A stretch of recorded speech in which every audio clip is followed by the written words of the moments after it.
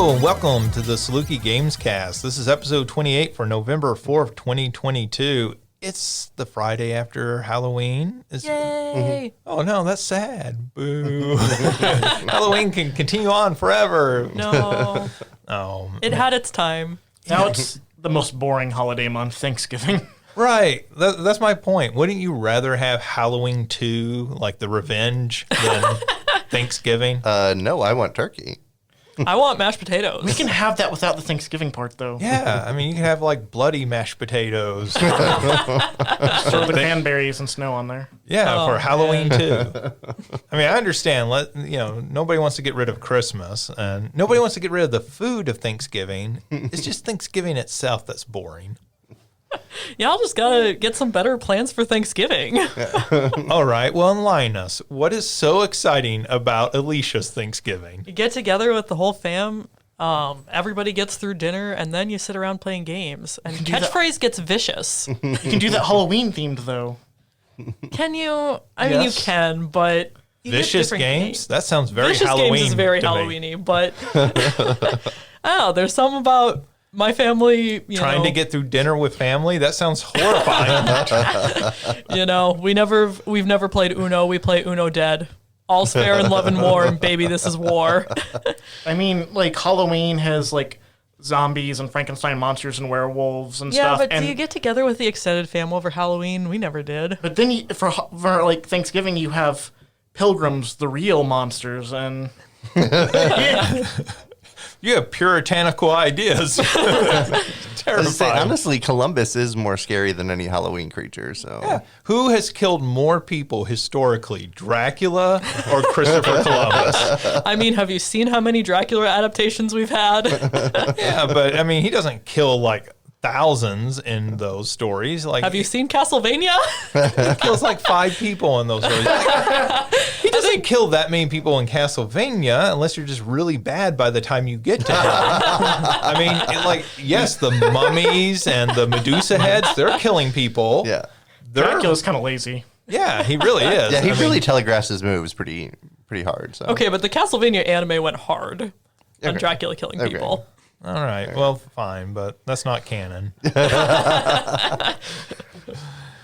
All right, so how have you all been? It's that time of the semester where I say that every week. It's that time of the semester where you say it every week, just all year long. Yep. So I wrote 15 pages last night, and I'm still way behind. That's how I'm doing. Ooh, and your deadline is Monday? Yeah. Well, so technically we get 30 days, and that deadline was 28 days. So I'm gonna ask for that 2 days to add a little bit more polish on it. All right. So Wednesday at noon. That is OJ Duncan. That was Alicia Utek and Ryan Frills. How have you been? I've been doing good. It was kind of like last week was super busy. The beginning of this week was super busy, but things have cooled down a little bit. Also, I've just mostly been listening to music lately, and I watched some old horror movies for Halloween, so that was nice. Which ones did you watch? Which one did you enjoy the most that you watched? I mean, the one I probably enjoyed. I just watched a couple, but like of those two, the one I enjoyed the most was The Curse of Frankenstein. So that was fun. I watched I was in a Hammer horror mood, so for people who aren't familiar, like Hammer's like a horror movie studio that I think still actually is around, but they used to do like in like the 50s and 60s, they did like their own like takes on like monsters that you would like see in the Universal horror movies like Frankenstein and Dracula and stuff, but theirs were Technicolor and like bloodier and stuff, and Christopher Lee was like the perfect Dracula, and Peter Cushing was the perfect Von Helsing and Dr. Victor Frankenstein. So I just, they're not the best movies, but Hammer movies are really good at setting a mood, and like they're fun to watch. Aside from that, I've been listening to music. Like I've been listening to a lot of jazz lately. I think before I said something about how I'd been listening to Miles Davis, and today I'd been listening to Dave Brubeck. So it's been nice. Not Lady Gaga's jazz album. No, I didn't know that was a thing. We were discussing it in class this morning, so apparently, yes, it's a thing. Okay. That sounds amazing. Not gonna lie.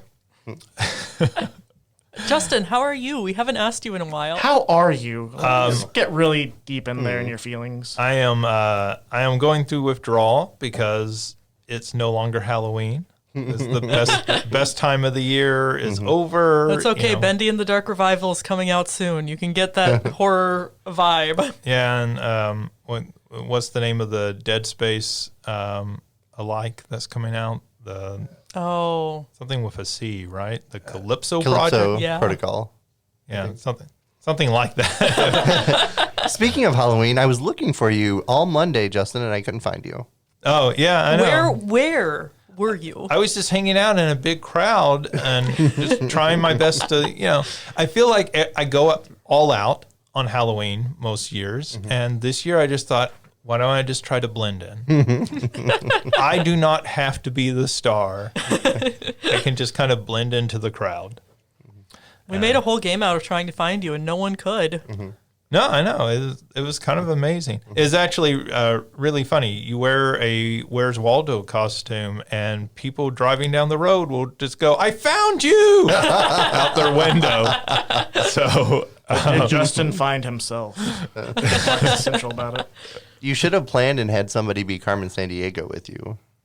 I saw that actually as like a costume. I have a friend, and she said she wanted to dress as Carmen Sandiego, but she doesn't live locally, so that was unfortunate. People have written that fanfic. Oh, I've seen that fan art at cons. Yeah. Oh, God. Okay, I didn't realize that was the whole thing, but Oh, yeah. I feel like Carmen Sandiego should be teamed up with like a, like Encyclopedia Brown or like some or some other great criminal mastermind. Like she should be working with somebody who's a criminal or somebody who's chasing her. Waldo just hangs out. He's not even hiding. I don't know. He looks like some old timey 1950s like French criminal. Like It's, Wee wee. it's the action girl and the wimp boy. Like That's the ship dynamic. he makes the explosives and blows up safe doors, and Yeah. He's the guy in the chair. The Secret Life of Waldo. There's a whole like Walter Mitty vibe to Waldo going on. played Yeah. by Ben Stiller. At least it's not Chris Pratt. Oh no, Chris Pratt's playing Carmen Sandiego. Oh, God. All right, here's an idea for a crossover: Inspector Gadget versus Carmen Sandiego. Yes, see, now that works. Like they both have the trench coats. They, that would work really well. Can you imagine that enemies to lovers arc? He finally catches her, but did she let him catch her? But can he catch her heart? Beat me to it. Actually, that does sound like a pretty good game. Like if you wanted to update Carmen Sandiego as a game and like, you can add in action levels with Inspector Gadget and then you have the elements with her. Like It's like you get to play the villain route and play as her, and then the hero route and it's Inspector Gadget, and then once you've beaten both, you get the true ending where you have both of them. right, And you they get have to play as team Penny. up. You gotta have Penny. I want to play as Brain. There you go. And then like there's the tragic ending where all of a sudden she just notices that he freezes and he's not doing anything. She's like, what's going on? And she looks at his eyes, and like the blue screen of death is in his eyes. No, not the actual blue screen of death. It's a metaphor. But then if you do really bad, the game goes full meta and crashes your computer. Erases your saved game. Yep. Go full Undertale on it. Just destroy everything. I feel like there's been several games that have done that over the years now. Steel Battalion did that. And then,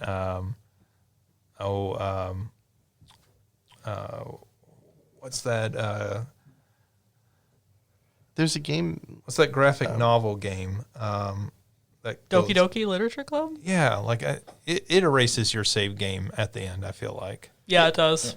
you actually have to like go into the files and erase your save game. I think at a point, if you're playing on PC, I think you have to go in and erase one of the characters. Yeah. So, several games have tried that over the years. All right. Well, that's enough chatter. Let's get down to what you've been playing. Alicia, What have you been playing that doesn't involve homicidal Pokemon? I've been playing games that involve cute Pokemon. I don't think that's really an exception to that rule. That's fair. It does have Gengar. I'm not sure I believe there are any cute Pokemon anymore. Then you need to take a look at Pokemon Cafe Remix, because the entire vibe is just cute Pokemon helping you run a cafe. I don't know. They're actually stealing. Are they helping you, or is this some form of slavery? Like you've captured them and put them to work in your cafe? No. They come as customers at first, and then the more they enjoy your drinks, then they're like, "We want to help at the cafe too." So you because get them that's how you liquored get a up. job. You get your you get customers and you get them liquored up, and then you go, "Now you work for me." That's totally how jobs work. I picture some like Sweeney Todd situation going on in the background. Pokemon Cafe. Oh man, no, it's a very cutesy game. I think I've probably talked about it before, but because I just play it on mobile. I think they have a Switch version, but I haven't played that one. What is it? I'm sorry. Pokemon Cafe Remix. It's freaking adorable art style. Probably just in terms of visuals, it's seriously one of the cutest games I've ever seen. So I haven't had a whole lot of time to play games this week with grading and studenting and getting ready for my show in December. And so what little I've been able to get in has just been kind of doing that. And This has been Alicia's not at all subtle weekly advertisement. My show in December. You can come. Oh, that's why she had all those Game Freak logos too. They're funding it. Game Freak, please sponsor me. If you come to her show, don't drink anything or you have to be in it the next night. You really better look at the fine print on that cup of coffee. Oh, man. But yeah, so that's been most of what I've been playing lately is just that, trying to... The somewhat good and somewhat frustrating thing is, like, you join teams to, you can give your teammates extra lives and all of that. And then if you don't... These are like other real people playing the game. Yeah, other real people playing the game. And if you don't open up the game for 30 days, then the game automatically like slides you out of your team. So that's great when you're playing a lot and you have people who aren't playing a lot and you need them out of the team so you can get new people in who are actually going to give you lives. It's terrible when you sit there and you go, oh crap, when's the last time I opened this? Open it up and see, it's been 24 days. I just made it into like staying in my team, but apparently a lot of other people didn't because we're down, you can have a max of 30 people. We're down to 5. And so, like, I know you've talked about this before. You're running a cafe. What are you actually doing in the game? Is it like you're making the individual drinks? I mean, is it like a diner dash sort of setup, or? Yeah, so each Pokemon has different specialties, and then when they're doing an order, it's kind of a click and drag. So, okay, you're doing one with Eevee. Okay, you're building up as many Eevees as you can so you can use Eevee's special skill to get rid of some of the obstacles. And I feel like I'm explaining this very poorly. Is it like a puzzle match game? Kinda, yeah. Okay, that makes sense. I have not tried that yet, but maybe that's something I would try. It's a very cute game. High key recommend. Do any of the Pokemon murder people, steal their souls? Anything of that nature? That's in the back. They hand out these scary like balloon Pokemon to children and then they fly off with the children. The drinks are actually made from souls that Pokemon suck out. They just took the masks off and served them as drinks. Oh my gosh. All right, so that's everything for you for the week. Honestly, yeah. I wish I had time to play more, but that's been it for me this week. That's fine. Ryan, what have you been playing? So, two things. I mean, the first is, like, as usual, I just always play Tetris. And I will say, though, listen to some jazz music while I was playing it. I think jazz helps me with that because I got 2 of my second and third highest score in a row, like, playing today, listening to jazz. So that was nice. And the main thing of interest is I did try playing Pokemon Go more. I foresee playing this like more, like a little bit, but I don't think I'm gonna get like super into it. Like I think I'm more going to do it to like just. Is there any Pokemon out that I particularly like that I'm going to catch? I'll look at my phone. Yeah, sure. No, not right now. And sometimes it's nice to like. It's like a nice excuse just to like walk around on campus or something. The only thing is like, I already do a lot of walking, so I'm not like super needing something to get me out walking more. So, but it makes walking more fun. Sometimes I think I like to look out. I like to look at my surroundings, and I find my faces in my phone a lot doing this. Like when and not like I'm not anti-phone, by the way. I'm not like if you really need to pay more attention to everything around them, stop looking at your phone. I just like if it's pretty outside or something, I like to look at the fall leaves and stuff. But I do enjoy it. I'm not gonna say I don't enjoy it. I was pretty happy when I caught a Totodile today, and I was proud of myself for being. I tried to fight at a gym and I lost horribly, but then I beat a Rocket Grunt, so that was cool. Nice. And I do like having my little Charmander that I can look up on my phone and pet and give treats to and stuff, and that's nice. So just some like more actual like just aside from talking about what I'm doing with it, like some things I just think are interesting about the game. I do think it's interesting that people can upload information about like SIU or like, and I imagine for any place that, you know, you're going to, like information about the place that you're in, and you can like learn like facts and information about it. I think that like blends that's really good for the augmented reality of it. Like that really makes your setting a part of the game beyond just you're moving around and looking at stuff through your phone.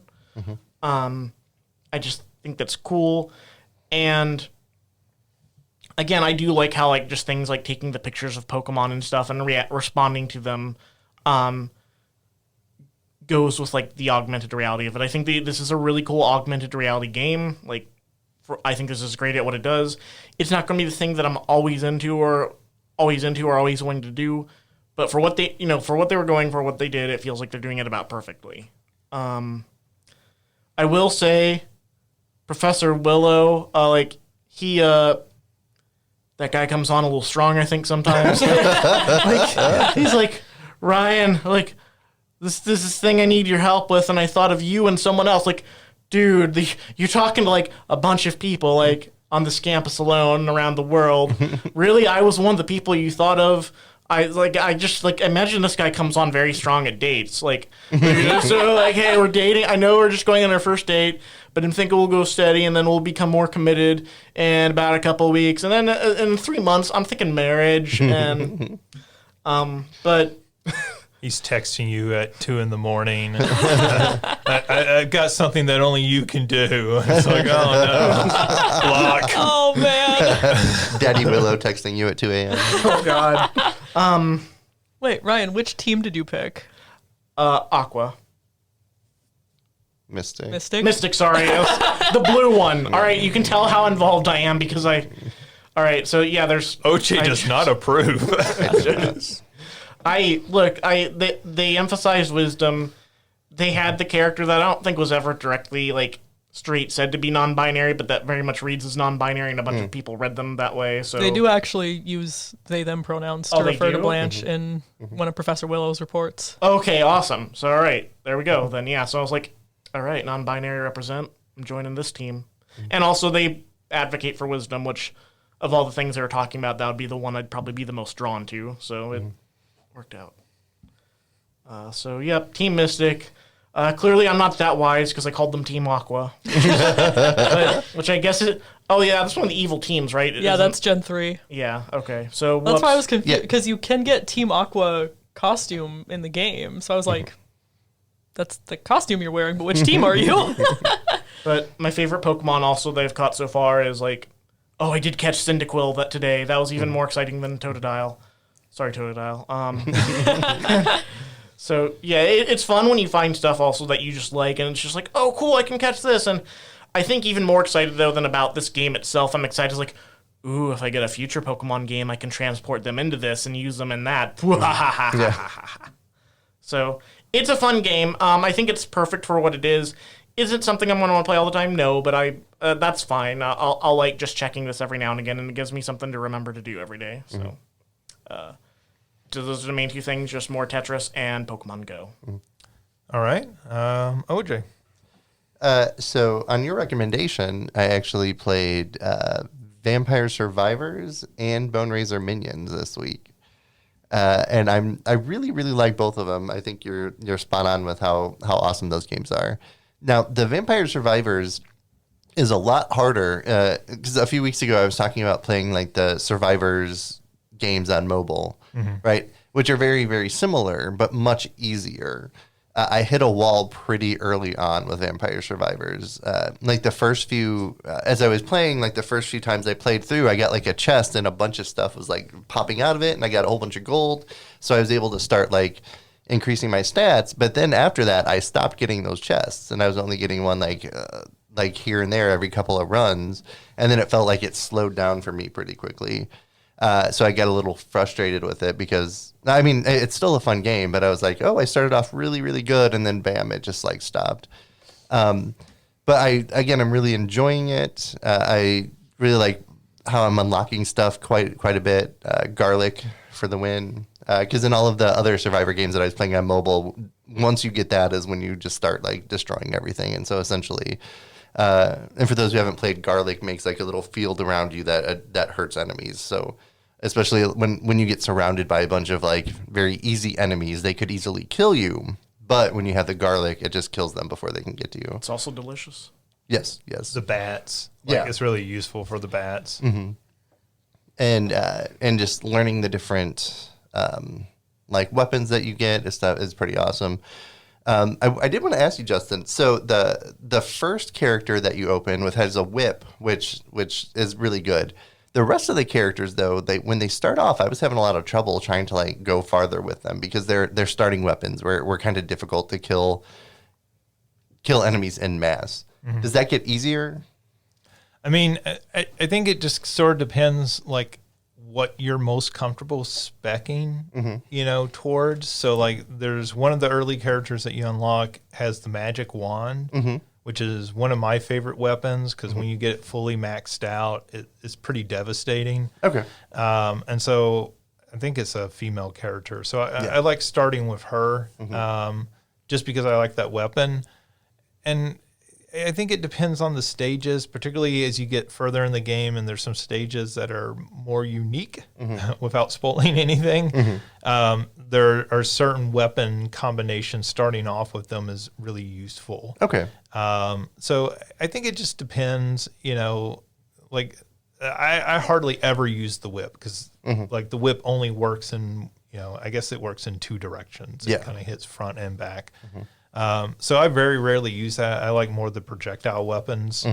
And so, but I mean, it just depends on your play style. Like there's nothing inherently more right or wrong about any one character, I don't think. Okay.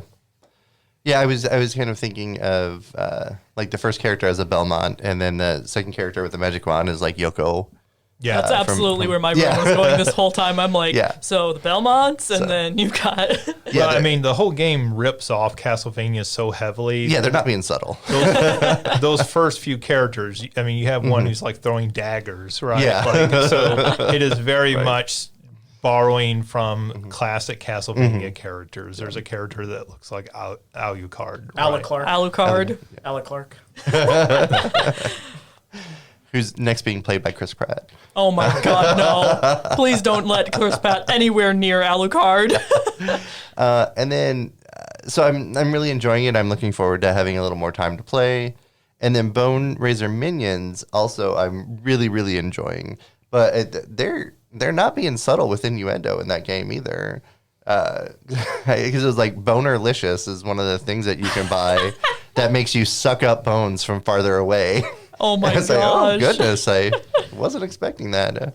But I mean, I'm not mad at it, but I was just like, I like this. It looks like a kid's game, and then you got all this stuff in it. But I think they're definitely having fun with the double entendres in that game. I don't think I ever want to hear that phrase again. And like so the gameplay with that and Vampire Survivors are just like unique and new things that I really, really enjoy. And so I'm really enjoying playing both of them. With Bone Razor Minions, I'm still unlocking stuff. I didn't play a whole lot, but it's like you just keep on unlocking more and more stuff, and it's really, really awesome. And you get like, I kind of like that all of your damage is indirect. Well, I think you get spells, so I'm sure you can do it direct. But like all of just indirect damage, and so you're just running around trying not to die. I really enjoy that mechanic. Yeah, your character itself isn't actually firing any of the weapons. You're raising up minions to actually do all the damage for you. So it's a little different from Vampire Survivors. Yeah, I really like it, and I'm looking forward to exploring and opening up more and stuff in that game. Cool. Aside from that, I've also been playing Marvel Snap a lot. I, like you said last week, I'm really enjoying Marvel Snap. They really found a winning formula for a card-based game. I'm gonna have to try this. I'm usually not except for like certain app games that make things just ridiculously easier to play. But I'm usually not that big into like video game card games. I'm usually like I'd just rather play the physical card game. But I'm curious about this. I'll have to give it a look.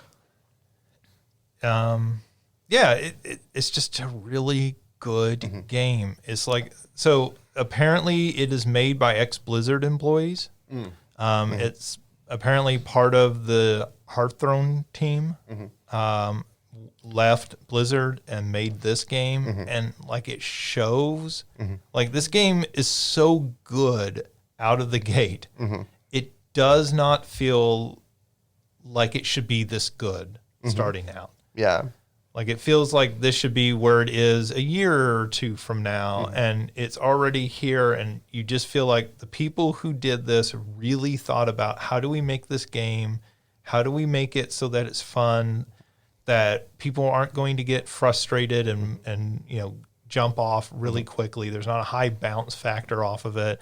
There are certainly ways to pump money into the game, but you never feel like you have to, or the game is like punishing you because you aren't putting money into it. How sad is that we're like, this is a really great game. It shouldn't be like this at release.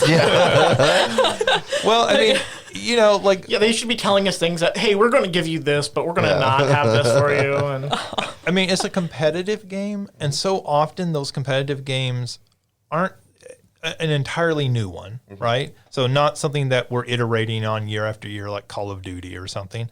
It's so hard to get that balance right out of the gate, right? And in this case, you're building a card game, and you're doing it from the ground up, and it's all about the balance to make it still fun. And like OJ has now been playing it for 2 weeks. I've been playing it for 2 weeks, and it's still just fun. Like I haven't reached a point yet where I'm like, oh my god, this game is like I can't play this anymore. Like it's, and when I think of a lot of mobile games like Clash of Clans. I was really into that for a while, and then Clash Royale, their spinoff. But both of those games, you hit a wall very early on where you either had to start pumping money in or you had to play it all day long in order to earn things.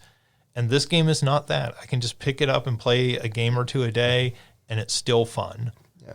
And like as you're playing through, you unlock new cards, and like so they're good, but nothing is like super game breaking, overpowering. At least nothing I've found yet. And there's a lot of strategy in it, but the strategy is not pay money to get these extra strong cards, because so you can pay for like a monthly fee or something so that as you're going through, you can unlock a new card, but they're not like devastating cards. They're not cards that are just going to like make people who don't pay not do well.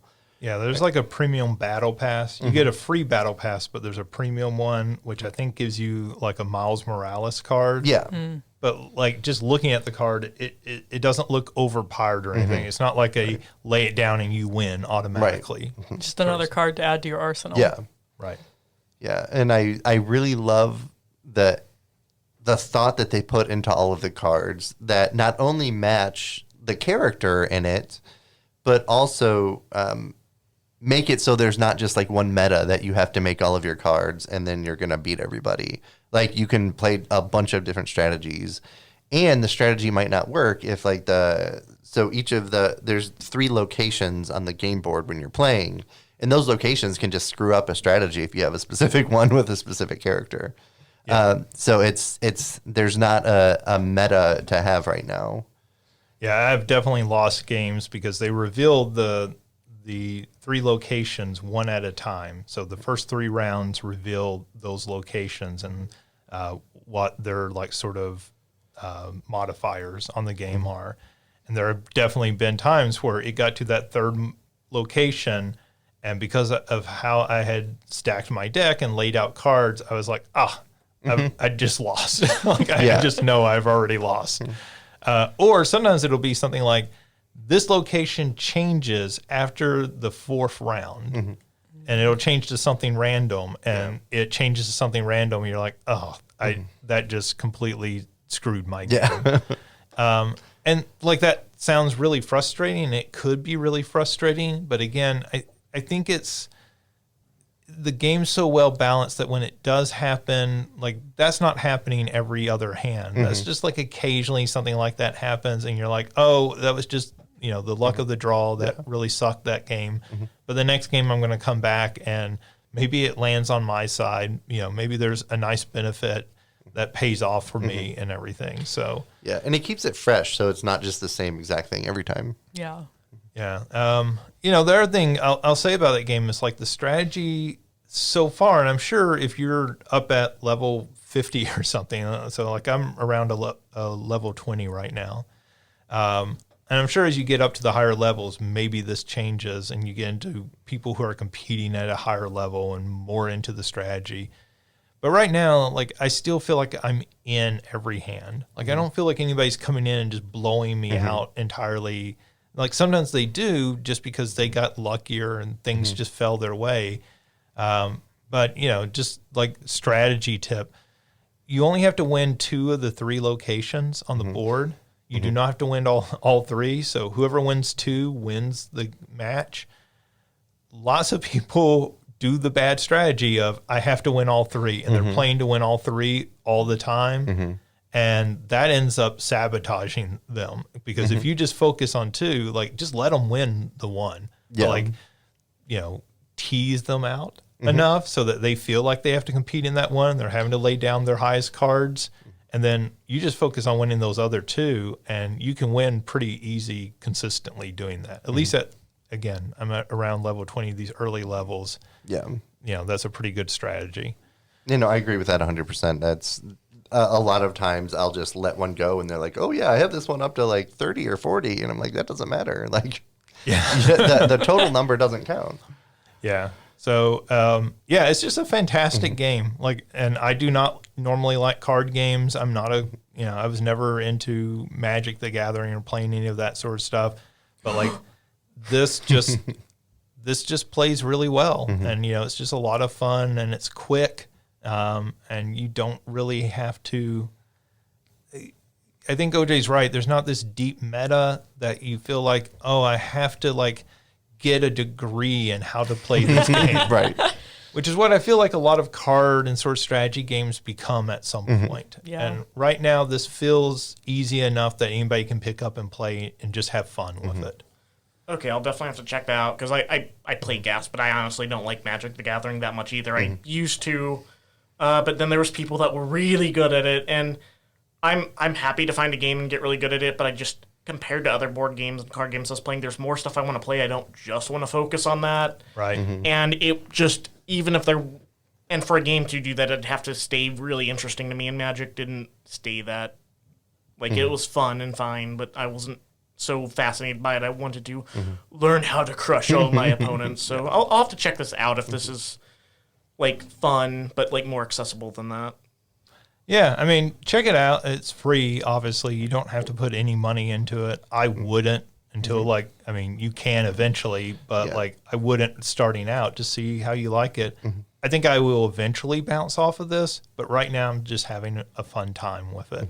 And it's still doling out the new content at such a fast pace that it it's that steady sort of dribble of new content constantly. Like I'm always getting a new card, and that makes it really kind of fun. Yeah.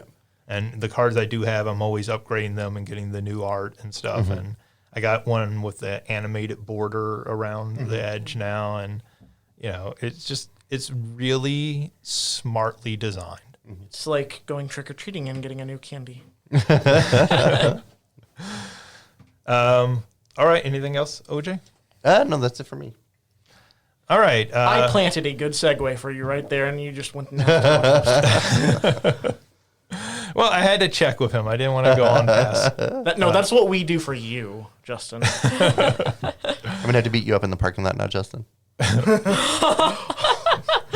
We're shifting targets. I cast the curse finally. Both at the same time. Oh, damn it. He's got two hands. He can smack both of us. They used to call me Ogre J for a reason. Okay, this is like our Three Stooges bit that's about to happen. OJ's Just the chase mo of after the them. What are you doing in my swamp? If OJ did that across campus, that'd be a pretty funny image.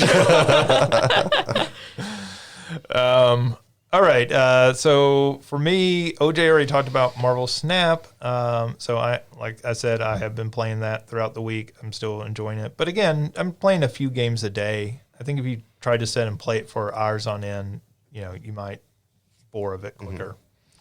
I played a little bit of Candy Creeps. This is the Digital Eclipse free game that they were giving out if you signed up for their email newsletter. I believe they may still be doing that. So if you haven't acquired that yet, this is basically in the style of an 80s arcade cabinet game, something that you would have played, I guess my initial thought looking at it is it's very sort of Popeye or Donkey Kong or, something of that era, Miner 2049er, which is not an arcade game, but a home computer game. A Scooby-Doo villain. Miner 2049er. Oh, 49er. It was, I think, not 2049er, but... So, no, Miner 2049er is not a Scooby-Doo villain. Close enough. So it's very much in that kind of style, like one screen in it. There's a pumpkin, there's a giant jack-o'-lantern somewhere on the stage, and you have to go hit it, and little smaller pumpkins come out, and you have to smash those little smaller pumpkins. But then there's enemies running around, and you're collecting candy. And if you get enough candy, you sort of like enter into sort of like an invincibility mode in the game. It's fun. It is very much in the style of those games. So I think your enjoyment of the game will come a whole lot dependent on how much do you like those old arcade games. Because I can completely see somebody picking this up who hasn't played those old arcade games and going, this game sucks. This is like, why can I not do anything? Why is it the same thing over and over again? So it's very much in the style of those games. I think it's fun, but again, like those games, I mean, who's going outside of Steve Wiebe, who's going and playing Donkey Kong for hours on end anymore, right? Like it's a fun game to pick up and play for a few minutes, and you go, all right, I got what I wanted out of this. So, definitely enjoyable and definitely worth playing, I think. The other game I played was Garbage Pail Kids Quest for Stale Gum. Is it everything you ever dreamed? It is sort of the same way that Candy Creeps. It is a game that exists. So I've been trying to think about how to talk about this game because it is very much in the way that Candy Creeps is very much a game of its era. This is very much an NES game. And it is more of an NES game than most retro games that come out these days. So when most retro games come out these days, they are going for the art style and that particular aesthetic of like 8 and 16-bit games, but they don't actually play like 8 and 16-bit games. They just have the look of them, right? And I think your enjoyment of that sort of thing is going to be highly dependent upon, did you play original NES games? So again, like my nephews, if I took them and sat them down in front of this game, I think their reaction might be, this game sucks. Like, why is this game so weird? Why can't I do more with this game? Because they don't have that experience. and it very, very much plays like one of those games. It is probably a little bit more complicated because you do have 4 characters and you can switch them out and you collect cards. You collect actual Garbage Pail Kids cards, and then that gives you like different abilities. So like, and there are time limited abilities like that let you fly or do different things. And the main characters, like one of them is Luke Puke, which is a real character from the cards and everything. And so like his attack is to literally puke on people. And so you're like vomiting onto enemies. And then one of the other characters is carrying around an axe. And so it like even changes the way you play with the different characters. But you can switch between those at will by pressing select or whatever the equivalent of the select button is on the controller you're using. And so it just plays very much like an NES game. And again, I just think your enjoyment of this game is going to be highly dependent upon your experience with NES games. If you grew up with the N64 and never really went back and played those original NES games, I think this might feel like really weird and dated, because they are definitely going for that vibe. The game, my understanding is they're selling an actual cartridge that will run in an NES and play this game on original NES hardware. Oh, that's cool. Yeah, it is. It's really cool that they're doing that, but like it's also, I think, very telling that, you know, this is not just an aesthetic choice. Like they are actually trying to make an NES game. Like this is actually a lost NES game. But the package includes some other stuff. It includes a 10-minute cartoon sort of setting up the plot of the game, and it's animated in a sort of like claymation style that looks very like Rudolph the Red-Nosed Reindeer. Very That's awesome. And I don't know if awesome is the word I was thinking. but it's got the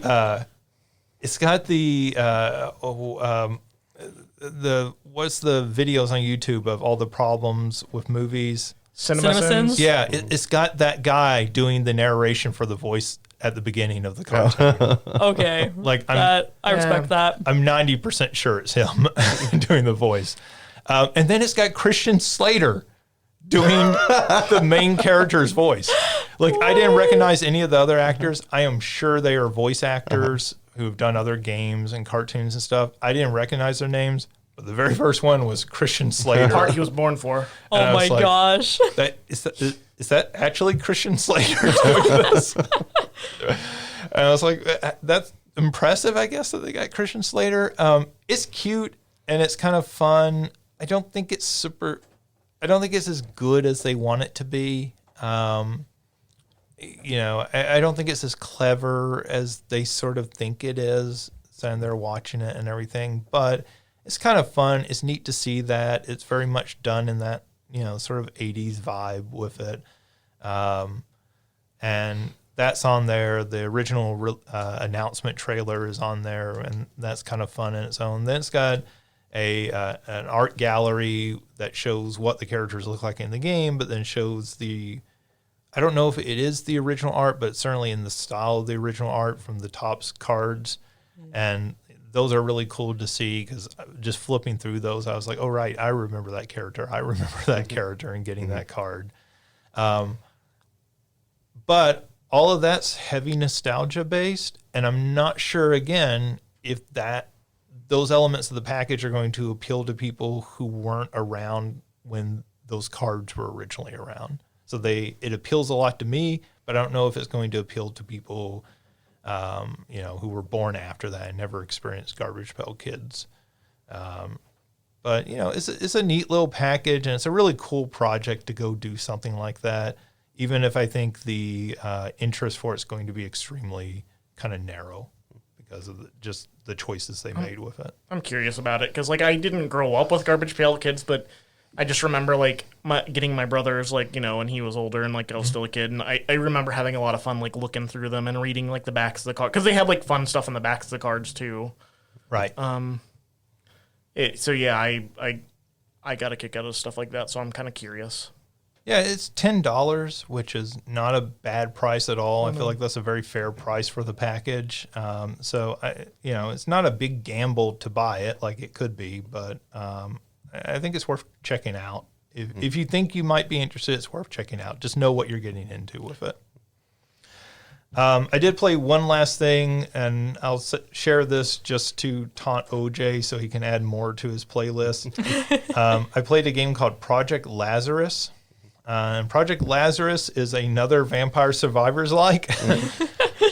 In this one, you are controlling mechs, and you can select from different mechs, and the mechs have different loadouts. So, like, you have primary, secondary, and I forget how there's 2 other slots, and I forget how they describe them, but they have different arrangements of loadouts, and then so you can select different weapons to put in there as you like upgrade, and then the mechs actually control differently. So like the second one that you get is on treads, so you're really controlling it like a tank as you're playing. And you are dropping onto planets, and you are killing different enemies, and it is very much still in. They may actually say that it's in alpha. But it's still very much like a work in progress. There's not a ton of content in there. But I will say that it's a lot of fun. Much like Bone Razor Minions and Vampire Survivors, it feels like it's one of the better examples of the genre. And so I've really gotten a lot of enjoyment out of playing it so far. But I think I am starting to hit the wall of content because it is still so early in development. But like those other games, I think it was $5 or something around that. So really cheap, and you can get $5 of enjoyment because, I mean, I figure if you get a couple hours out of it, you basically have gotten your money out of it. No. OJ was like, I'm going to make you and Ryan's faces hit the wall of content. People listening to this are going to think that OJ's just like the worst bully in the world.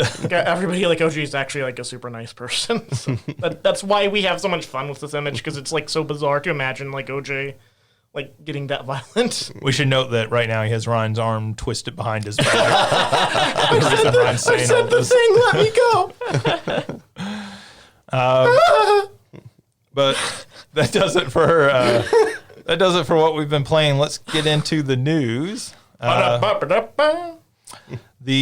Witcher is getting a season 4 on Netflix, but Henry Cavill is out.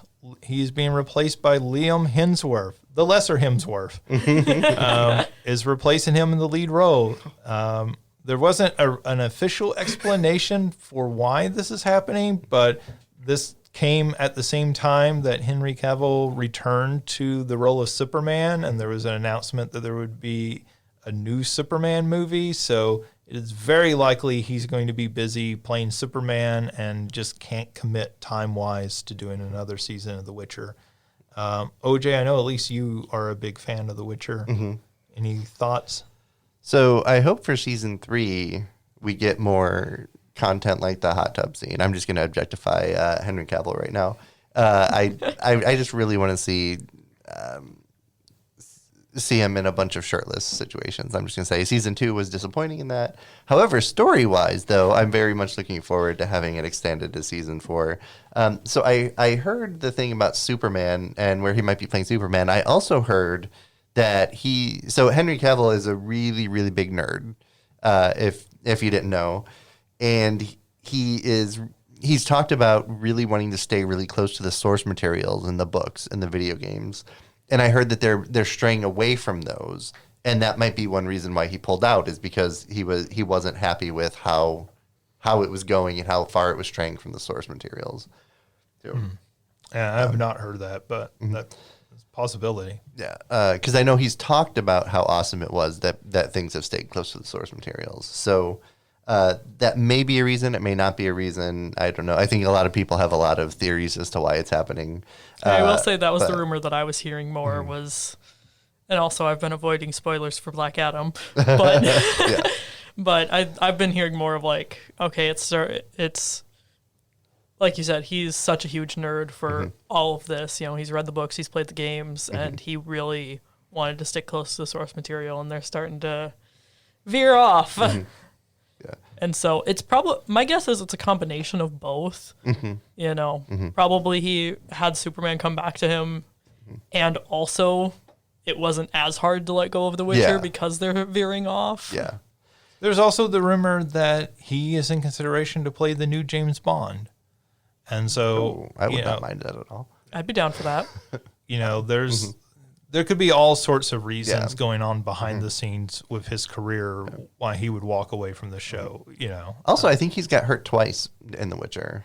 Like, he got hurt pretty badly. I think he like tore a muscle in his leg or something doing The Witcher, and then hurt himself doing something with the sword wrong, maybe, or something like that too.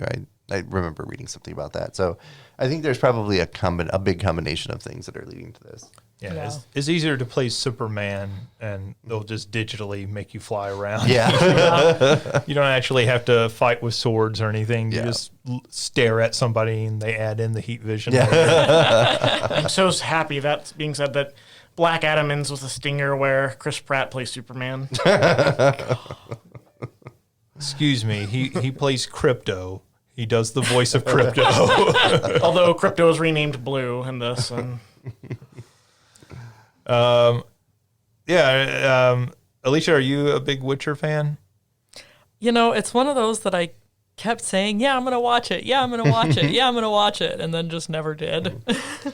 It's really good. It's worth watching. And honestly, I'm not upset that Liam Hemsworth is going to be playing him. I guess we'll see how he does with the character. But I mean, I've survived a lot of other character changes before in other shows, so I'm not that upset about it. Yeah, and Liam Hemsworth is a good actor. Yeah. So yeah, all Hemsworths are good Hemsworths. although I do think it'd be funny if they, as a D&D joke or something, they introduced them as like Liam is like lesser Hemsworth and Chris is greater Hemsworth. But I've considered watching The Witcher before. It's just not quite at the top of my list, and I know it's not the same thing by any means, but I think as far as like long dark fantasy shows go, I think I'm still just feeling kind of burned from Game of Thrones. And Yeah. I know this isn't the same thing, and it's not fair to judge this by Game of Thrones, but that said, I'm definitely not watching The House of the Dragon or whatever it's called. But I think that's fair. I think a lot of people feel burned out on fantasy after the original Game of Thrones, right? They just feel burned out on fantasy. They don't want to get into another big fantasy show. And so I think that's fair. I mean, there are fantasy though. I love Owl House. That's like my favorite thing right now. But that's a very different. yeah, different vibe. And so I was so everyone told me not to watch the last season of Game of Thrones because I watched it after it was entirely finished, and I did, and I was very upset about that. House of Dragon I've only seen like 4 episodes so far. It's good. It's very good within the Game of Thrones universe. And it's also very weird seeing Matt Smith play like the opposite of the Doctor. Yeah. It took a minute for me to be like, no, whoa, this is not. this is not the you? same. Yeah, because I've seen him in other roles, and he wasn't necessarily like the opposite, but he is the opposite in this show. Don't drag me back in, OG. The dragon burned me before. Yeah. So I haven't seen that. I think the season has ended, and I haven't seen it yet. So I could just be pushing something that's going to be horrible. But if you keep watching it and it stays good, I'll give it a shot. I'm still burned. yeah, no, I hear you.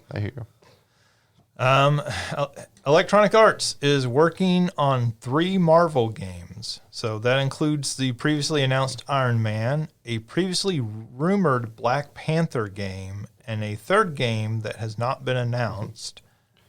What game would you like to see them do? They can do any Marvel game. We know we're getting another Spider-Man game, Spider-Man 2, that may be out this next year. We are getting a Wolverine game from that same team. And we are getting the Black Panther Captain America crossover game. So if you get another Marvel game, what would you want? I mean, I feel if we've got Iron Man and we've got Captain America playing a role in Black Panther, I feel like the 3rd one has to be Thor. Like that, those are the big 3. But does Thor hit too close to God of War? You're just making a God of War clone. Depends on how you do it. I Thor could be cool if you do it like more of like a space journey game and like you could have like Beta Ray Bill in it or something. But Yes.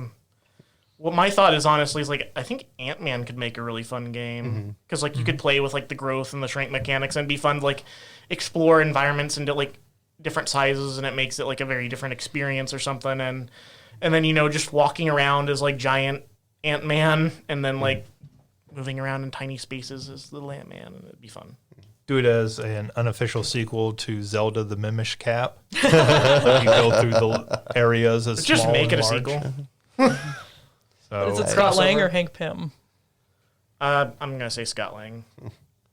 Now, see, I may be biased, but I would love to see an MCU Agatha Harkness game. I think it would be fantastic. Yeah, that would be cool. That would be, I honestly like, that would be phenomenal. Or even if you did, Scarlet Witch and had that and Agatha as the main villain. Flip that. the only thing is, none of these games are actually about the MCU. They're keeping the games very separate from that. So they're not using the voice actors. They're not using the storylines or anything. They seem very intent on separating their video games from the film universe, glad. which is, yeah, but I mean, I think that's also part of the reason that Avengers game that came out didn't do as well because people looked at it and they're like, well, that's not my Avengers. And I realize for comic book fans, right? Like we don't care, but like there's a much bigger audience, right? That's not reading the comics. But I think also it's important to think about like how many people are getting burnt out on the MCU. I mean, I've been addicted to Marvel media my entire life, and there are MCU shows that I've just straight up not watched yet. I still haven't watched Falcon and Winter Soldier. I still haven't watched What If. And like I wanted to watch these things, but I'm just so burnt out from. You can skip What If.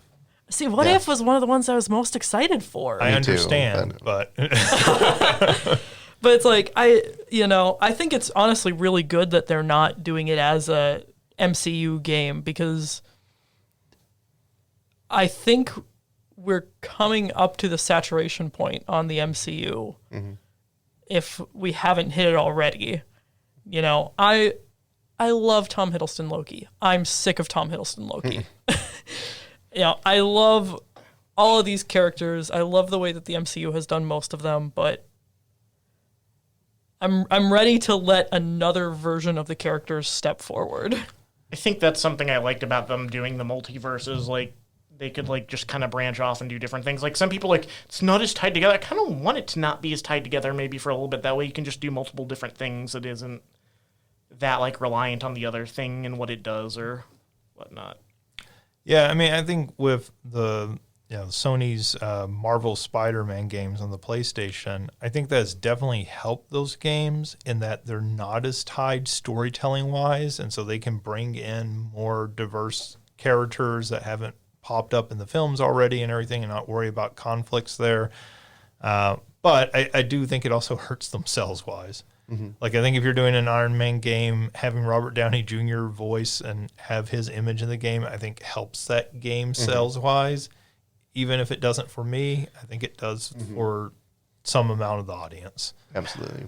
I don't know that I agree. I'll be interested to see how it turns out when these games come out. I could see that also hurting it though in a way because I know some gamers will just get be put off by it's a movie game.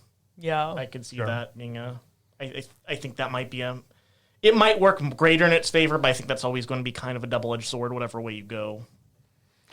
All right, moving on. Nibel has quit Twitter.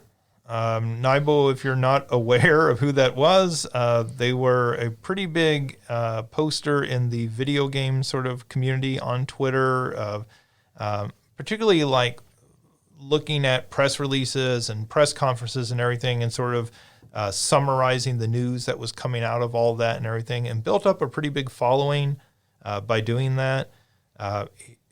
They just suddenly made a post and said, hey, it's been great doing all this, but I need to move on to other things in my life. the things I've tried to do on here, I'm not quoting directly, but the things I've tried to do on here have not been as successful as I needed them to be. They had started a Patreon, trying to get people to support them and what they were doing, and people just did not respond to that. They did not provide that support.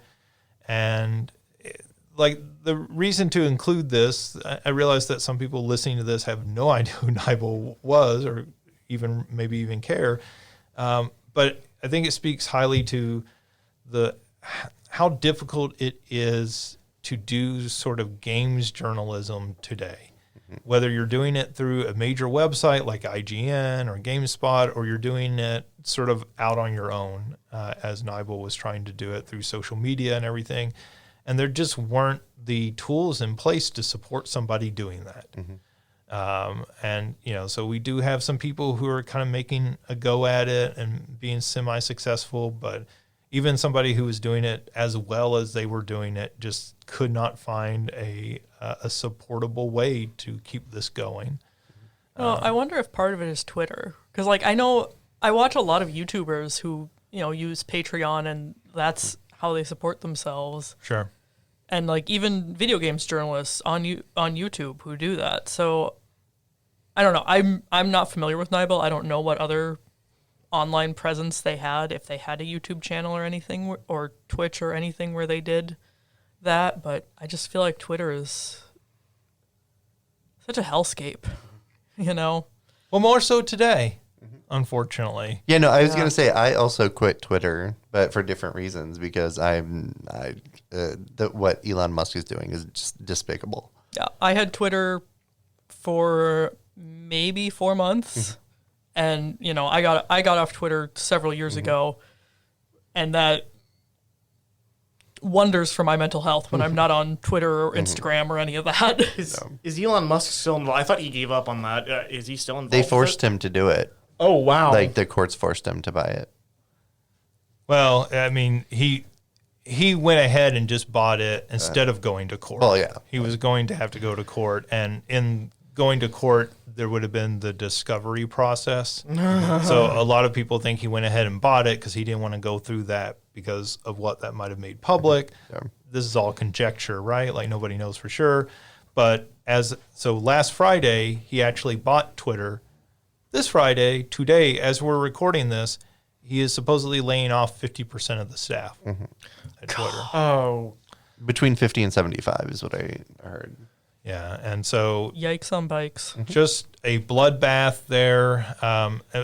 One person this morning posted that at 3 a.m. they checked their email and they could not get into their email and they could not log into Slack. So they had been fired overnight with no notification or anything. What a garbage human. Yeah, and then he also said he's going to start charging people for the blue check marks. And Stephen King was like, I'm not going to pay $28 for a blue check mark. Who and the he was hell like, cares? right.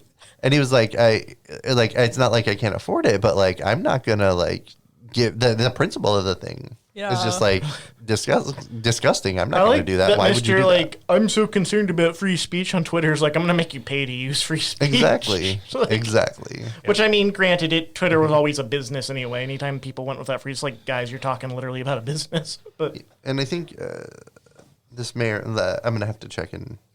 I'll come back in a second. Hold on. I want to check something. So it's just been a mess. And yeah, I mean, I think you have a point, Alicia, and I think that is part of the point, right? That somebody can't do this through Twitter, and that maybe if you went and did a YouTube channel, but obviously, right, some people aren't made for doing things on YouTube. Well, and I will say, too, the YouTubers, again, I don't have Twitter, but I assume that they're all also on Twitter, also on Instagram, also on TikTok. So it's you have to be promoting yourself on multiple platforms to really build an audience that will do this kind of support. And I would say that Nibel was doing a service that is very different than what a lot of people are doing on YouTube. So YouTube sort of forces you into 10-minute plus long videos in order to monetize them. And, whereas Nibel was doing, hey, here's a bullet pointed list of the big things that came out of this press conference and everything. And like, that's a service, right? Yeah. That I don't have to watch a 20-minute video that's full of somebody telling me to ring that bell. And so, you know, I think that's the loss here in the situation and everything. Obviously, one person deciding to quit is not the end of the world or anything, but I think it maybe speaks to a bigger issue of lots of people are kind of being driven out of the industry on the sort of media side. So I wanted to check and make sure that I was right. Once Elon Musk took over, use of the N-word spiked nearly 500% on Twitter. Oh my God. And other things, including the K-slur and calling people groomers, calling LGBTQ people groomers and stuff, just completely spiked as soon as that happened. Because he was like, oh, free speech. And now people are like, look, we can spread all this hate. Wow. So I think there's... So what you're saying is Nibel got out on a good time. Yeah. Like, Nibel did say that Elon Musk taking over was part of the motivation as well. yeah, absolutely. Because if I were trying to do something on Twitter, I would have pulled out as well. And I feel like, given what's happening today, I feel like more people are going to be dropping off of Twitter, which is really weird to spend $44 billion and the first thing you do in the first week is just try to drive people off of the platform, which kind of makes you wonder, is he trying to fail? Is he trying to run it into the ground? I mean, I know we're getting a little off topic here, but like, I just don't know how else to interpret this. I don't know if he has the vision for that. I mean, this feels like a producer situation. Like, is he trying to fail so he can do a giant tax write-off? Like, I don't know what's going on. Mel Brooks, the ball's in your court. Make that biopic. Well, I believe, much like kind of Donald Trump, he believes his audience is much bigger than it is, and more people are going to come in and be like, oh, we can finally use this now. And so I believe he probably thinks that the audience that he has on Twitter, or that the people on Twitter, is going to increase, like with the whole, like, you know, silent majority type thing, where I don't believe that's actually the case. What's crazy about that, though, is the last 4 years have been nothing but right-wing people starting their own social media platforms and quickly discovering that there's not a big enough audience to support them. I mean, Trump's Truth Social Media and Parler and all these different platforms just have not really been successful. Right. I think it was the Daily Show that also made fun of, and probably multiple people have, that like Donald Trump started Truth, and then he didn't, like, I don't know, maybe he has sense, but didn't post on it for a long time. Like, he didn't care about his own. I don't think he did for like the first year it was up, and just bizarre. I don't understand these people in multiple ways, but but sometimes the business stuff, I figure I can at least understand this, right? And then something like this happens, and I go, nope. No such luck. How Twitter became Angry Birds. Oh, gosh. All right. It was already Angry Birds. OJ, I like how my joke became funnier like over time as I saw the expression on your face. That I've been good at this lately. I made a couple people laugh with like off-the-cuff puns recently. I won't beat you up today. Yay. just focus all your just attention me. on Justin. Let's see. PlayStation VR 2 has got a launch date. It will come out February 22nd for $550. So that does include the headset. It does include 2 controllers, but that's it. There's no pack-in that I'm aware of at that price. I think for an additional $50, you can get a game with it. Should include the PlayStation itself with No that. kidding. Well, I mean, the thing that's interesting, like in the U.S. at least, that is now more than the PlayStation 5. In some other countries, it's the same price since Sony raised the price of the PlayStation 5 this year. But yeah, I mean, you are basically doubling the price of the PlayStation 5 if you want the full experience and doing, you know, PlayStation VR 2 with it. Someone get me my hammer and sickle. It's time to dismantle the Sony establishment. Right.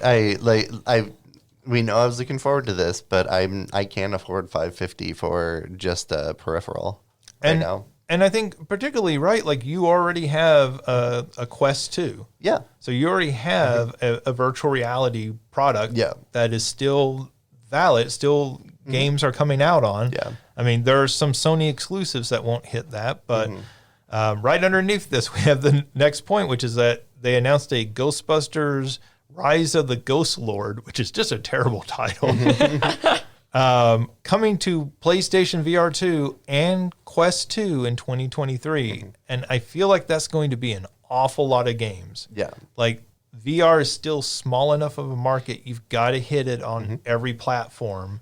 So, and Quest 2 is by far the biggest platform right now, will be for the next year. Like, Sony's not going to catch them in the next year, I don't think. And so, yeah, if you're making a VR game, you're going to put it everywhere that you can, unless Sony's paying you to, like, put it exclusively on PlayStation. So, Yeah. And $550 is not worth it unless they did like Final Fantasy VI remake in VR or something like that. Like They'd have to remake the entire Final Fantasy catalog for that to be worth it. right. Like, let me be Cecil and play through in VR. Let me, be Terra and Celeste and play through. Like, I could be Locke Let me be in Squall. VR. Yeah, exactly. Like, I don't want to be Cloud, but I'll be any of the other protagonists easily.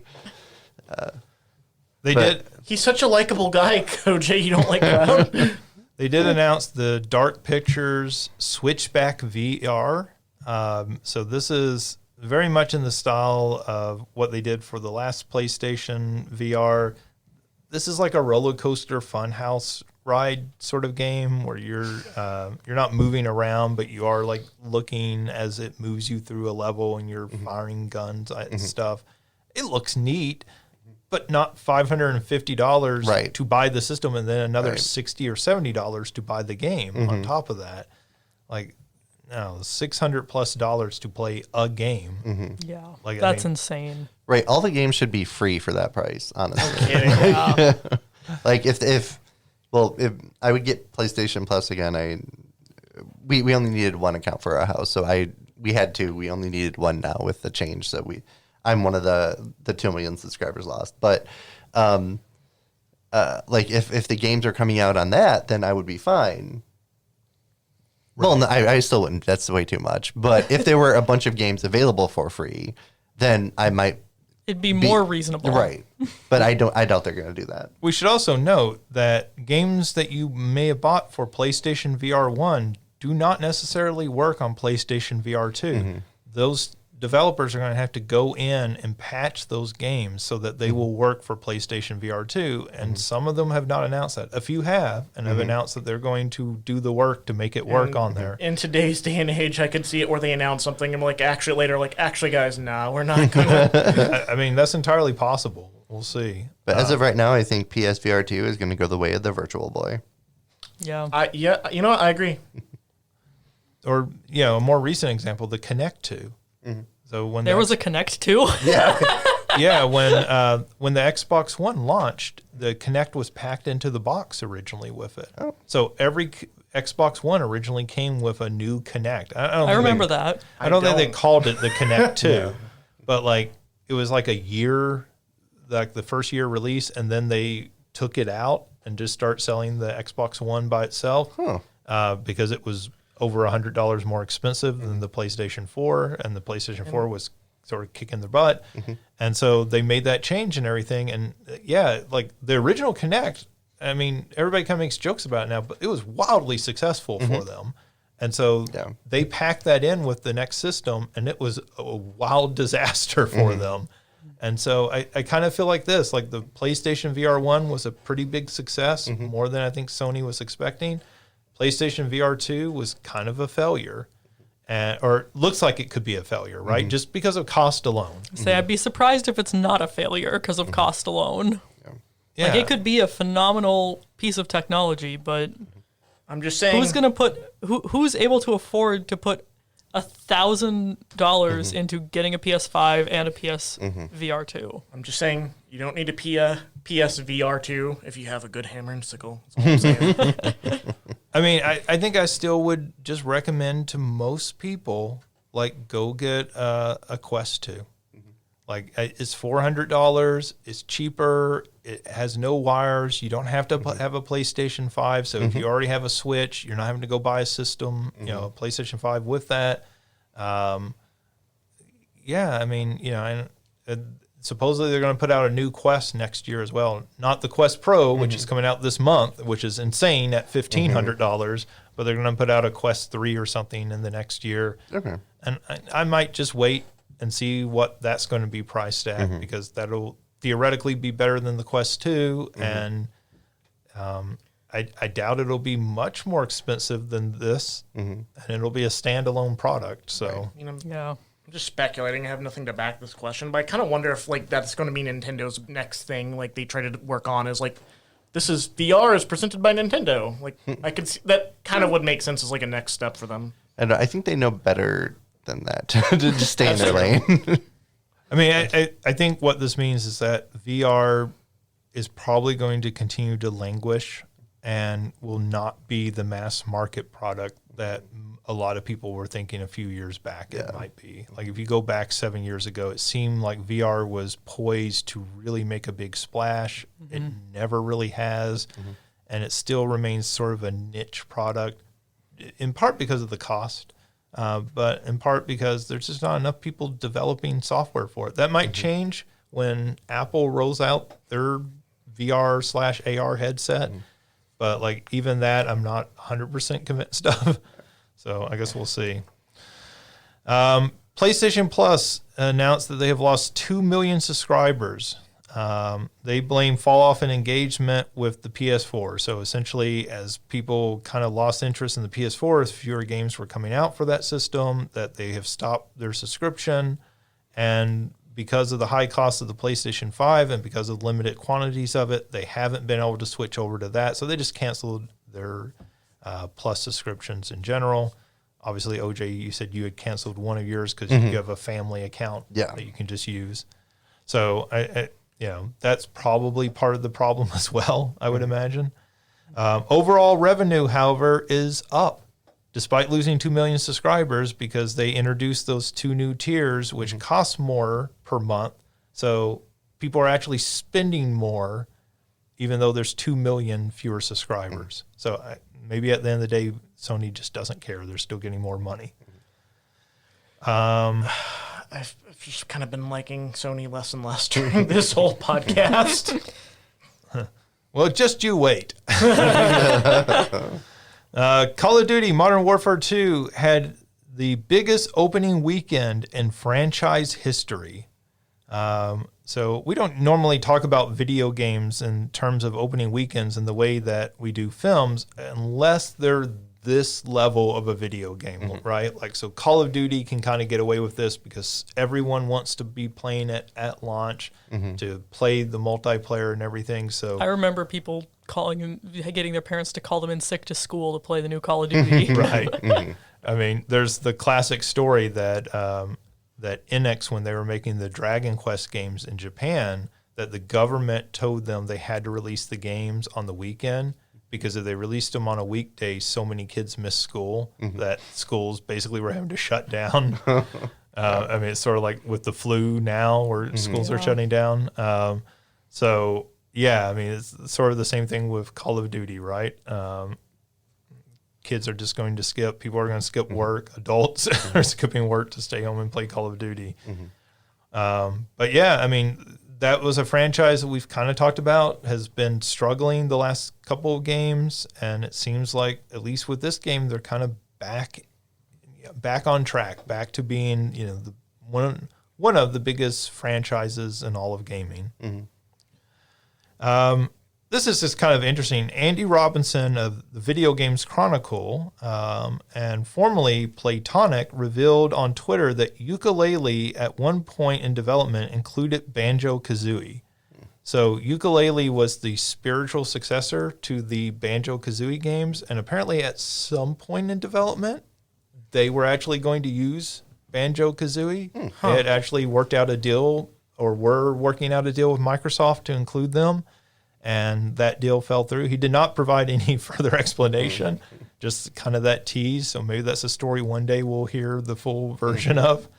But if you were hoping for a new Banjo-Kazooie game, you got really close to getting one. Xbox PC app. So if you play Xbox games on the PC, that app is getting a refresh sometime soon. They did not announce exactly when that would happen, but that app is kind of garbage right now, so it definitely needs that. It's kind of weird to think that, Microsoft makes Windows, but some of the software on Windows they make is pretty terrible. Square has announced Symbiogenesis, a new NFT game. So I know you're all waiting. Oh, joy. For a major publisher to jump in with both feet on an NFT game, and guess what? It's Square. And Who knew? This is extra disappointing for me because I saw all this stuff when they got the copyright or whatever for Symbiogenesis. A lot of people were like, "Oh, they're bringing back Parasite Eve. This is going to be amazing." Yep. And it's not. And it's an NFT game, and so like that triple upset me. Like I would have been upset anyway, but now that it's not Parasite Eve, it just like 300% of the upset. That's one of those games that I missed that I would like to play. I had a roommate in college who was really into Parasite Eve, really liked that game a lot. It when I went back to play it, it didn't hold up as well as it did when I first played it. It was a little rough, but I would have loved to have seen a new one. I think it was really a fantastic game. That was PlayStation 1. Yeah. Yeah, so I feel like a lot of PlayStation 1 games are kind of like that. They don't hold up when you go back and play them. Yeah. Not as much as PlayStation 2 games hold up. Right. Yeah. So disappointment all around. Square's making a game that probably nobody will play, but will still somehow manage to burn their to the ground. So way to go, Square. Can't wait for that Final Fantasy NFT game. Don't give them ideas. That's what Final Fantasy 17 is going to be. Don't give them ideas. Chaos NFT. OJ, here's two follow-up bits of news about games you talked about this week. First, Marvel Snap is adding player versus player by the end of the year. So it's already player versus player, but you're going to be able to play like directly with your friends in this new mode. So you're going to be able to, I assume, cultivate a friend list and like challenge them directly and everything. Yeah, so OJ will finally get to actually beat me up by using his Jessica Jones card and like completely, stealing away one of the placements from me. But that's cool. Like it's good that there's a roadmap for that game and they know where they're headed with it. And I feel like that's a thing you could add to that game to keep it fresh and keep people coming back. So again, they're just making, like you look at Square, the news item right before this, making all the wrong choices, and Marvel Snap keeps making all the right choices. And, it's not just about preference. It's about like, no, some people make games better than other people. Speaking of making a good game, Vampire Survivors is the top played game on the Steam Deck. That is Valve's portable little PC system for 3 straight months. So for the last 3 months, it has been the number one played game on Steam Deck. So people are going out and buying a $400 to $600 portable gaming system and playing a $3 game on it. Which, to some degree, absolutely, right? Everyone's going to buy that game. Everyone's going to own that game because it's only $3. But also, you spent $400 to $600 on this system and you're playing a $3 game. You can afford to buy a $20 or $30 game. Can you after spending that $500 on the Steam Deck? Maybe not. Maybe that is the point. They spent all that money. They can't afford any other games. But I think it tells a lot about the staying power of that game and, just how kind of sticky it is for the people playing it. That does it for news. Let's go to our big question. We've gone through Halloween. We're coming up on Thanksgiving really, really fast, it feels like. It's getting to the end of the semester, major projects, major papers. OJ may be dead by Monday. So our question for this week is, what game do you relax or unwind to? Like, if you need to relax and unwind, what game do you play? And Ryan, why don't we start with you? So I'll just to make things more interesting, I'll give like a couple answers. The game lately has been Tetris. It's just after like teaching a class or something, I played on the computer like in my office for a little bit and just I can listen to music. I can just kind of veg out and like not just kind of let my brain just pause on other things for a little bit and just let everything else fall away and kind of listen in on the thing and also pay attention to Tetris. And like I said, it's just been a good way to also listen to music I've been meaning to listen to.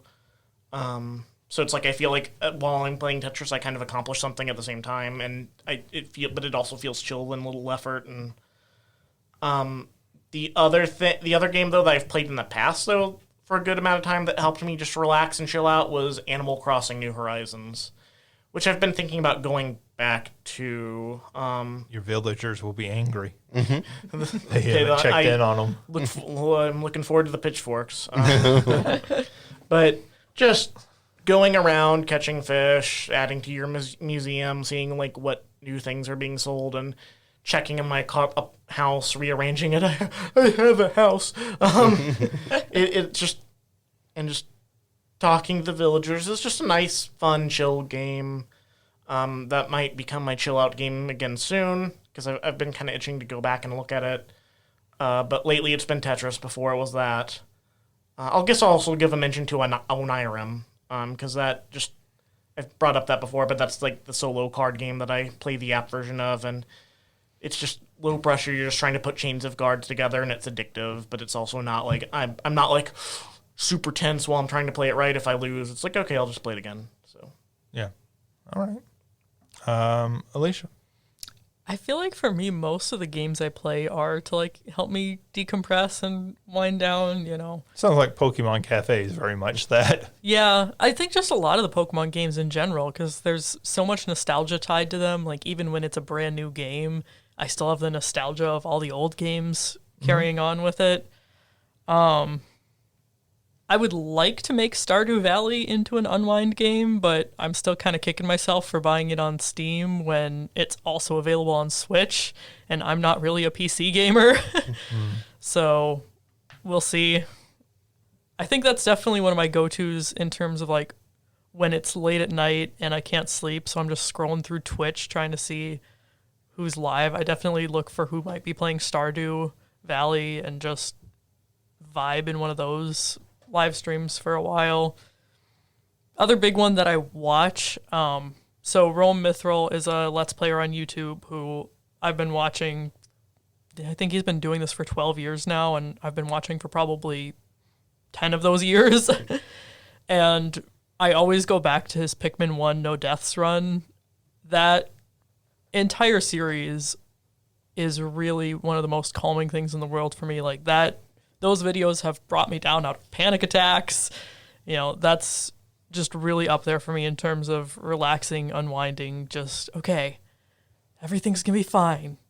Just take 20 minutes, watch this day of Pikmin, none of them die, it's okay. Yeah, that's something I hadn't really thought of watching like a chill game like Pikmin and that being a relaxation in and of itself. That makes a lot of sense. OJ. So actually, Alicia made me think about it. Like, I'll watch speedruns all the time as relaxing because I'm not playing and I like to watch all the stuff that's happening. But also, I like to play like merge games to be relaxing because usually, like, you can go pretty far just merging stuff. Like, the one that I'm playing the most right now is called Necro Merger. It's from the Grumpy Rhino Studios that does like Idle Mastermind and Idle Apocalypse that I've talked about before. And it's a really fun game. You have different like stations that like you tap and they make like the initial like level of stuff. Like, so for one of them, when you tap this station, it gives you a vial full of eyeballs. And then you merge two of those vials in order to make a tiny eye monster level 1. Then you merge two of the level 1s to make level 2, and then it goes up to like level 5, and it's this big giant like eyeball monster with wings. And then there's like mummies, there's abominations, there's all kinds of different things, and so just tapping them and merging stuff is like doesn't take very much energy. And I feel like I'm accomplishing a lot, which makes me feel a lot more relaxed. It's like, oh, look, I'm just sitting here, but I'm actually doing things rather than, well, I should be doing like writing, but also I'm actually like, look at, I'm creating things. So I think merge games. I also used to play Merge Dragons, which I haven't played in a very long time, but I've been thinking about going back to it too, because especially as I'm going to sleep, I'll just sit there and merge stuff until I fall asleep. Do you ever play Merge Mansion? Yes, I have actually a little bit, I don't know why I don't play it anymore. I don't think there's a reason why I don't play it anymore. I just think I've kind of fallen back on that one, like Merge Dragons. Yeah. I've played Merge Mansions. I haven't played Dragons or any of the other ones, but Merge Mansion was fun enough and everything. Kind of, like you said, very sort of just mindless to do and everything. I play a lot of NBA 2K, like in the franchise mode. So the single player franchise mode. I'm not playing competitive online. That would be stressful, I think. But Yeah. the single player mode, I just play. I don't have to think at all while I'm doing it. And I think I really like that. A lot of video games, I have to think. I have to pay attention to a story, or and I can just do it and not think. So it ends up being fairly relaxing. The other one I play is the Tetris Effect. So that is the Tetris that came out, it's probably been 5 years ago or so at this point. And it is very stylized, very like different kind of music and different sort of like graphical overlays into different areas and different levels. It is, like Ryan said, Tetris is a very sort of relaxing game for the most part, but like this is like, cool Tetris to study to or something.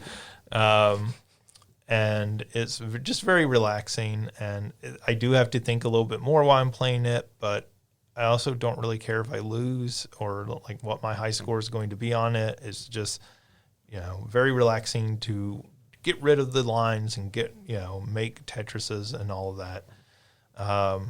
So yeah, I mean, there's a lot of those sort of games. Certainly Vampire Survivors can be that kind of game at some point. You can reach that point where you're just very laid back and just relaxing, and you're not having to be up on it super hard or anything. All right, that does it for this week's show. As always, Ryan, OJ, and Alicia, I want to thank you. Thank you for everyone who is listening. You can find more information on us at salukigames.com, or you can email me at justin.young@siu.edu and say how much you dislike the fact that OJ is constantly bullying all the rest of us. And we will read that on the air and let him know, please stop bullying your, not just your co-host, but like your classmates, your friends. Like, this is just bad all over. He only doesn't bully Alicia because she'll call like the Sonic from Sonic.exe on him. They're friends. Oh man. That Sonic is also voiced by Christian Slater. So thanks again for everyone listening. We'll be back next week with a new episode, and we'll see you then.